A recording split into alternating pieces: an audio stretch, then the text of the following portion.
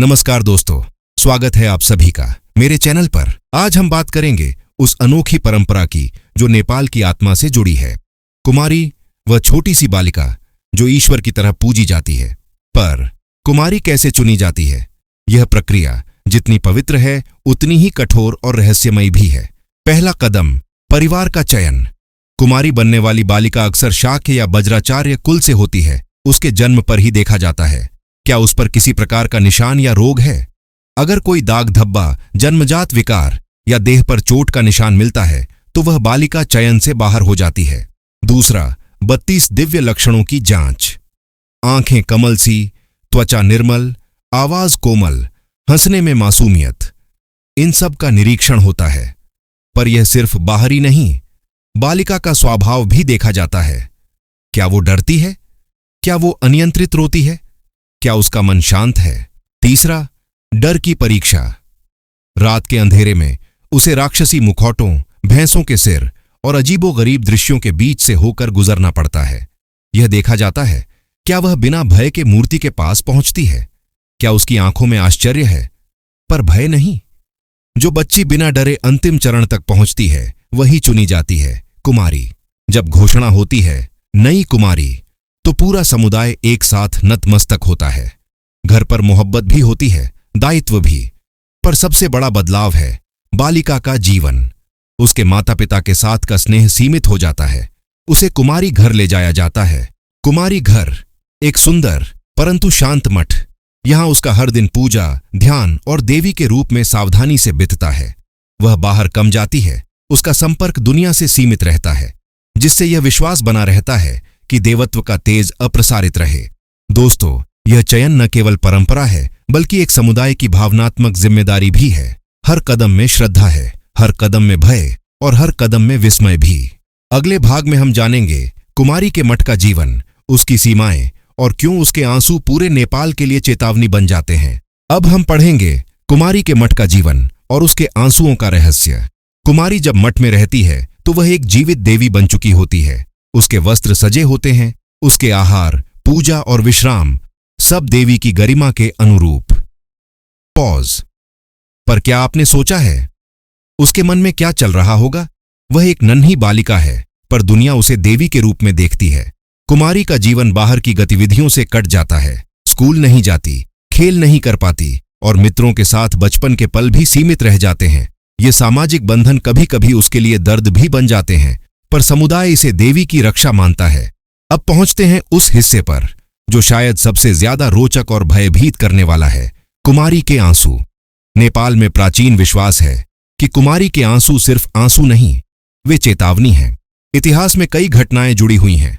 साल 2015 में आए विनाशकारी भूकंप के पहले कहा गया कि काठमांडू की कुमारी के चेहरे पर उदास लकीरें और आंसू देखे गए। कुछ लोगों ने उसे संकेत माना और कुछ ने संयोग। पर जब धरती फटी, मंदिर ढहे और जीवन त्राही त्राही कर उठा, तब लोगों की श्रद्धा और भय एक साथ जाग उठे। पुराने दस्तावेजों और लोक कथाओं में भी ऐसे कई किस्से मिलते हैं। जब किसी राजा ने कुमारी का अपमान किया तब उस राज्य में बीमारी, सूखा या कलह आई। और जब कुमारी प्रसन्न रहती है तब भूमि पर समृद्धि, वर्षा और शांति बनी रहती है। यह मान्यता, चाहे आप इसे इतिहास माने या अध्यात्म, एक तथ्य है। लोगों की आस्था इतनी गहरी है कि कुमारी के भाव से पूरे देश की संवेदनाएं जुड़ जाती हैं। और इसलिए जब कुमारी के चेहरे पर दुख दिखाई दे, पूरे नगर में मौन छा जाता है। मंदिरों में प्रार्थना होती है, मन में डर और उम्मीद दोनों साथ साथ जागते हैं। अंत में यह परंपरा एक संस्कृति का संवेदनशील हिस्सा है, जहां एक नन्ही बच्ची की मुस्कान लोगों के लिए आशा बनती है और उसके आंसू उनके लिए चेतावनी। यह चक्र चलता है, एक देवी जाती है, दूसरी के रूप में जन्म लेती है और नेपाल की आत्मा इसी परंपरा में सांस लेती है। दोस्तों, अगर आपको यह कहानी पसंद आई हो तो प्लीज चैनल को लाइक, शेयर और सब्सक्राइब करें। जब कुमारी के रोने की खबरें चारों ओर फैल गईं, लोग गहरे चिंतित हो उठे, क्योंकि कुमारी का रोना अक्सर किसी बड़ी आपदा का संकेत माना जाता था। और सचमुच कुछ ही दिनों बाद नेपाल ने 7.8 तीव्रता का भूकंप झेला। इस विनाशकारी भूकंप ने काठमांडू घाटी को बुरी तरह प्रभावित किया। ऐतिहासिक दरबार स्क्वायर पूरी तरह मलबे में तब्दील हो गया, लेकिन कुमारी का घर, जो लकड़ी और ईंट से बना था, अपनी जगह अडिग खड़ा रहा। लोग मानते हैं कि देवी की रहस्यमयी उपस्थिति ने उसे बचा लिया। 2024 में भारी बारिश और भूस्खलन ने नेपाल को फिर से संकट में डाल दिया। बाढ़ से 200 से अधिक लोगों की मौत हुई और काठमांडू घाटी में हालात बेहद खराब हो गए। इस बार भी कुमारी के रोने की खबरें सामने आईं। लोग सतर्क हुए और देवी से प्रार्थना की कि वह उन्हें इस संकट से बचाएं। यही रहस्य है। कुमारी का रोना और नेपाल की आपदाएं एक दूसरे से जुड़ी प्रतीत होती हैं। ऐसा लगता है जैसे मनुदेवी अपने भक्तों को आने वाले संकट से आगाह कर रही हों। नेपाल की प्राचीन गलियों में एक रहस्यमयी शक्ति जीवित है, कुमारी देवी, एक मासूम बच्ची जिसे देवी तालेजू का साक्षात अवतार माना जाता है। उसकी पवित्रता और दिव्यता में छिपी है एक अदृश्य शक्ति जो सदियों से लोगों को आकर्षित करती रही है। सदियों पुरानी इस परंपरा में एक मासूम सी बच्ची को चुना जाता है जो अपने बाल्यकाल में ही देवी का रूप धारण कर लेती है। उसकी हर सांस, हर नजर में एक दैवीय शक्ति छिपी होती है। क्या यह सचमुच एक देवी का रूप है या फिर एक मासूम के कंधों पर डाला गया कोई रहस्यमयी बोझ? हर साल लोग उसकी एक झलक पाने के लिए उमड़ते हैं। उसकी आंखों में छिपा होता है भविष्य का संकेत। जब यह देवी पहली बार अपने मानव रूप में लौटती है, तब इस परंपरा के पीछे के रहस्य और सत्य सामने आते हैं। यह कहानी किसी साधारण लड़की की नहीं, बल्कि उस दिव्य बालिका की है जो 3 या 4 साल की उम्र में ही देवी दुर्गा या तलेजू भवानी का अवतार मानी जाती है। नेपाल एक ऐसा देश है जहां विविधताओं की बुनियाद पर संस्कृति और परंपराएं कायम हैं। यहां हर धर्म, हर जातीय समूह अपनी पहचान और धार्मिक आस्थाओं के साथ जीता है। यही भूमि है जहां भगवान बुद्ध का जन्म हुआ और जहां सदियों पुरानी कुमारी प्रथा ने अपना घर बसाया। कुमारी प्रथा केवल एक धार्मिक अनुष्ठान नहीं, बल्कि एक सांस्कृतिक धरोहर है। नेवार बौद्ध समुदाय की अनूठी पहचान इसमें झलकती है। इस प्रथा की शुरुआत 1757 में मल्ला राजवंश के शासनकाल में हुई थी। मान्यता थी कि देवी तालेजू ने अपने आदेश से एक पवित्र लड़की का चयन किया जिसमें वह वास करेंगी। पहली बार एक युवा लड़की को देवी का प्रतीक बनाया गया। इसका चयन कोई साधारण कार्य नहीं था। ठीक उसी तरह जैसे तिब्बती लामा का चयन होता है, वैसे ही कुमारी बनने के लिए कई कठोर नियम होते हैं। सबसे पहले लड़की को नेवार बौद्ध समुदाय के शाक्य कुल से होना चाहिए। फिर उसे शारीरिक और मानसिक रूप से शुद्ध, साहसी और शांत होना चाहिए। माना जाता है कि देवी दुर्गा की पूजा के लिए युवा लड़की ही सबसे उपयुक्त होती है, क्योंकि उसमें शुद्धता और पवित्रता का गुण होता है जो वयस्क महिला में नहीं होता। कुमारी का जीवन हमेशा रहस्यमय और कड़े नियमों से बंधा होता है। जब भी उसका शरीर से रक्त बहता है, चाहे वह चोट से हो या मासिक धर्म से, उसका दिव्य रूप समाप्त हो जाता है। ऐसा माना जाता है कि देवी कुमारी उस समय अपनी शक्ति खो देती हैं और उनका ताज टूटते ही उन्हें पदच्युत कर दिया जाता है। नेपाल के विभिन्न हिस्सों जैसे काठमांडू, पाटन, सांखू और भक्तपुर में अलग अलग कुमारी होती हैं और हर कुमारी के जीवन में यह बदलाव गहरे प्रभाव छोड़ता है।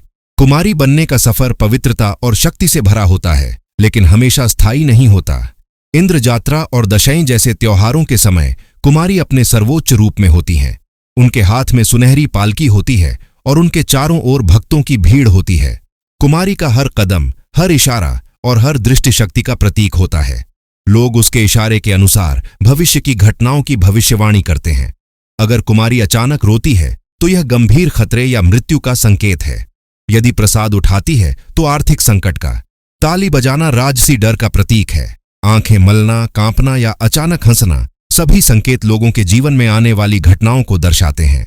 2001 में नेपाल का सबसे दर्दनाक और भयानक नरसंहार हुआ। तत्कालीन राजा बीरेंद्र और उनके परिवार के सभी सदस्य नृशंस तरीके से मारे गए। यह घटना पूरे नेपाल को हिलाकर रख गई। लेकिन कुछ महीनों पहले कुमारी देवी ने शाही परिवार को आशीर्वाद देने से मना कर दिया था। कुछ लोग मानते हैं कि यह कुमारी का संकेत था कि शाही परिवार के साथ कुछ भयंकर होने वाला था। रश्मि, जो एक प्रतिष्ठित कुमारी देवी थी, उन्होंने बताया कि देवी के रूप में उनका जीवन कितना अद्भुत और चुनौतीपूर्ण था। मंदिर के 4 दीवारों में उनका जीवन सिमट गया। उन्हें बाहर खेलने या शिक्षा प्राप्त करने की अनुमति नहीं थी। जब रश्मि ने कुमारी का पद छोड़ा तो सामान्य जीवन में लौटना उसके लिए एक नई चुनौती बन गया। समाज में समायोजन करना कठिन था, क्योंकि लोग उसे अब भी देवी की तरह ही देखते थे।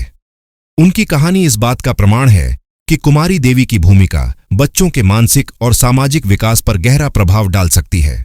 2007 में नेपाल में सुप्रीम कोर्ट ने कुमारी देवी के अधिकारों पर एक ऐतिहासिक फैसला दिया। अदालत ने कहा कि कुमारी लड़कियों को भी शिक्षा का अधिकार होना चाहिए। इसके बाद कुमारी लड़कियों को शिक्षा और बेहतर देखभाल मिलने लगी। उनके अधिकारों का सम्मान सुनिश्चित किया गया। समय के साथ कुमारी प्रथा में बदलाव आए। अब कुमारी को शिक्षा मिलती है, उन्हें इंटरनेट और किताबें उपलब्ध कराई जाती हैं और उनके लिए सामान्य जीवन में लौटना आसान हो गया है। कुमारी बनने वाली लड़कियों का मानसिक, शारीरिक और सामाजिक विकास ध्यान में रखा जाने लगा। कुमारी देवी केवल देवी नहीं, बल्कि एक इंसान भी होती है। उनकी यात्रा समाज और परंपरा का प्रतिबिंब है। यह कहानी दिखाती है कि कैसे परंपराएं समय के साथ बदलती हैं, लेकिन उनका सांस्कृतिक महत्व कभी कम नहीं होता। कुमारी परंपरा सदियों से नेपाल की सांस्कृतिक धरोहर का हिस्सा रही है। उनके जीवन में रहस्य, आस्था और शक्ति का अद्भुत मिश्रण दिखाई देता है। प्रत्येक कुमारी का जीवन एक गहरी कहानी है, एक ऐसी कहानी जो मानव और दैवीय शक्ति के बीच का पुल बनाती है। तो दोस्तों, यह था नेपाल की देवी कुमारी के जीवन के रहस्यमय कथा। अगर आपको मेरे चैनल की स्टोरी पसंद आए तो प्लीज याद से मेरे चैनल को सब्सक्राइब करें।